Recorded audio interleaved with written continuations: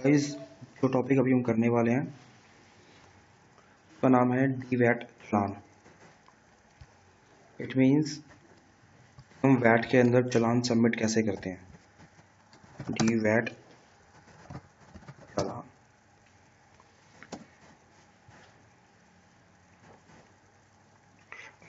इस जो फॉर्म होता है डीवैट चालान का, वो होता है फॉर्म डीवैट 20।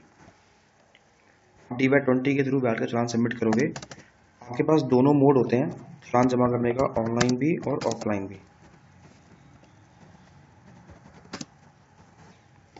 ठीक है, हम डीवैट चालान से समझते क्या है, इसका मतलब समझना। चालान मीन्स होता है अमाउंट जमा करना, डिपॉजिट अमाउंट यानी पेमेंट टू गवर्नमेंट।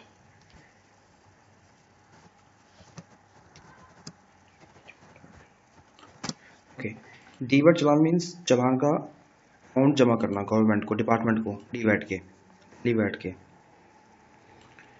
आपका जितना भी पेबल आया है, जितना भी आपने चालान, जितना भी अमाउंट आपने कस्टमर से लिया है, उसमें से इनपुट माइनस करने के बाद जो बचता है उसको हम बोलते हैं पेबल। पेबल क्या है, कैसे होता है हमारा, OT minus IT.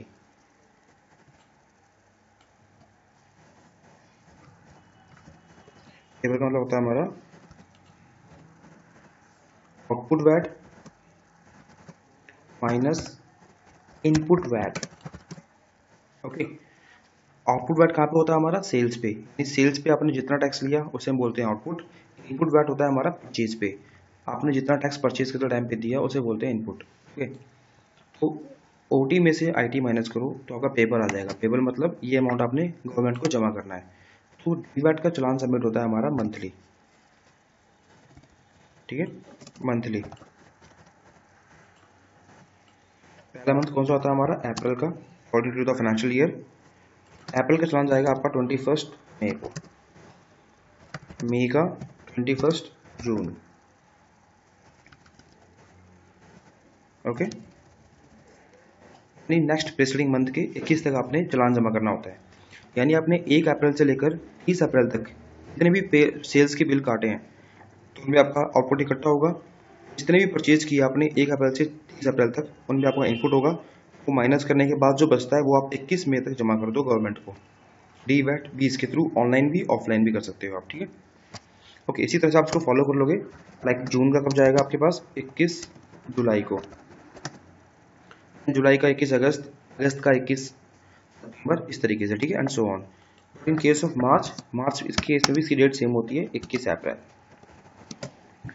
Okay guys, तो इसे हम भरना सीखते हैं। फिल करना बहुत छोटा सा काम है, 2-3 स्टेप्स फॉलो करने हैं और आपका डीवैट का चालान जमा हो जाएगा। टेबल निकालना ही थोड़ा सा टिपिकल होता है। आपको पूरे मंथ की सेल्स के बिल लेके आने होंगे, उसमें आउटपुट चेक करना होगा, सेल्स के बिल में से इनपुट निकालना होगा, फिर आउटपुट में से इनपुट माइनस करने के बाद जो बचता है वो जमा करना होगा। तो टेबल निकल जाए आपका, तो अमाउंट जमा कैसे करते हैं वो देखो। सबसे पहले हम कहाँ जाएंगे, डीवैट की साइट पे, .dvat.gov.in। आपने डीवैट की साइट ओपन करी, इसके अंदर डीलर लॉगिन यहाँ से करते हैं। जो भी आपकी कंपनी का टिन नंबर होगा वो यहाँ मेंशन कर देना।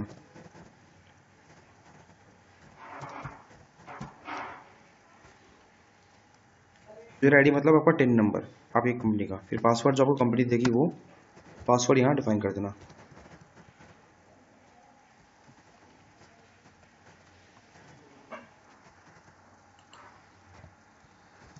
ठीक है, ये कोड लगा लॉगिन हो गए।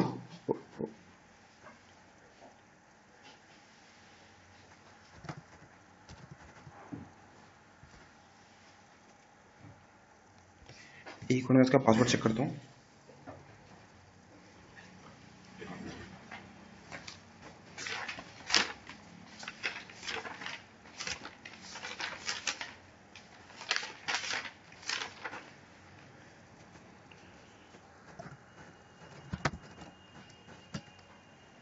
Three four BF5।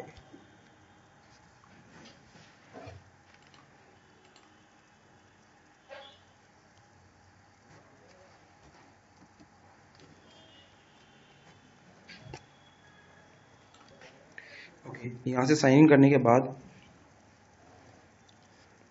आपका गेटवे खुल जाएगा डीवैट का। तो हमें चलान अमाउंट करना है। तो मेन काम जो होता है बच्चों हमारा वो होता है ये पेमेंट पेबल काउंट करना, आउटपुट माइनस इनपुट, ठीक है। फिर आपने याद रखना है कि हर मंथ जमा होगा 21 तारीख को। तो आपने यहाँ पे लिस्ट खोलनी होगी, इसके अंदर आपको ऑप्शन दिखेगा पेमेंट का, ठीक है। अपनी आईडी के थ्रू लॉगिन करने के बाद आपने पेमेंट पे क्लिक करना है।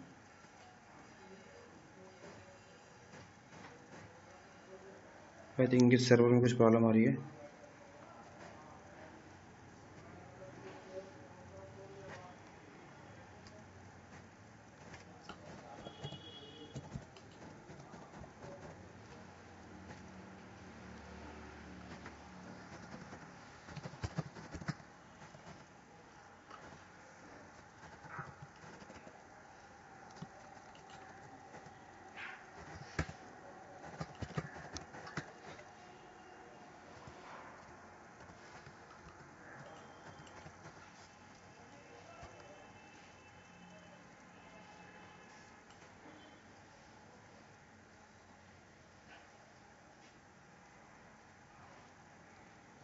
ठीक है, तो आपने क्लिक करना है पेमेंट पे।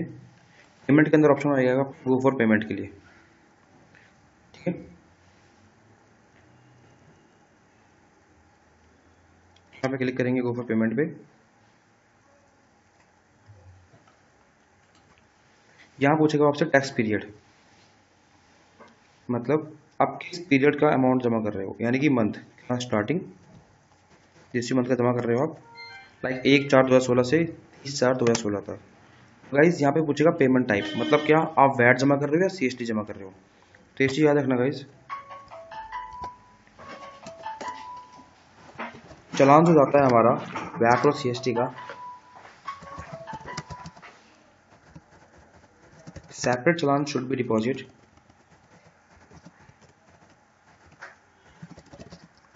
For VAT and CST. कहने का मतलब ये है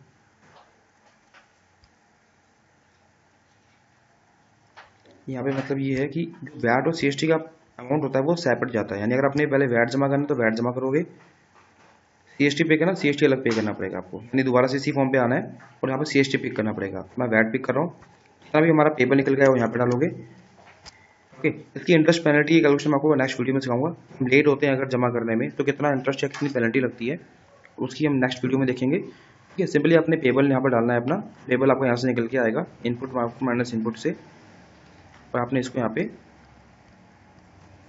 दो मोड है हमारे पास, ऑफलाइन एंड ऑनलाइन। ऑफलाइन के केस में गाइज सिर्फ दो बैंक होते हैं हमारे पास, आई शो यू, एक HDFC का SBI, ठीक है। तो यहाँ से क्या करना है, आपका चालान जनरेट होगा, उसको लेके बैंक पहुंच के अमाउंट जमा करना है आपने। बट अब सब कुछ नेट बैंकिंग सबके पास होता है, तो आई थिंक ऑनलाइन बेस्ट तरीका है। ऑनलाइन पिक करो, द लॉट्स ऑफ बैंक्स जिनके थ्रू आप नेट बैंकिंग के थ्रू चालान जमा कर सकते हो। किसी बैंक को पिक करके अपने बैंक का यूजर आईडी डाल के आप पेमेंट कर सकते हो, ठीक। दोबारा सुन लो, मंथ डालना है, किस मंथ का जमा कर रहे हो, वैट या CST, amount, then payment mode. आपको मैं चालान की कॉपी दिखाता हूँ अपने क्लाइंट की।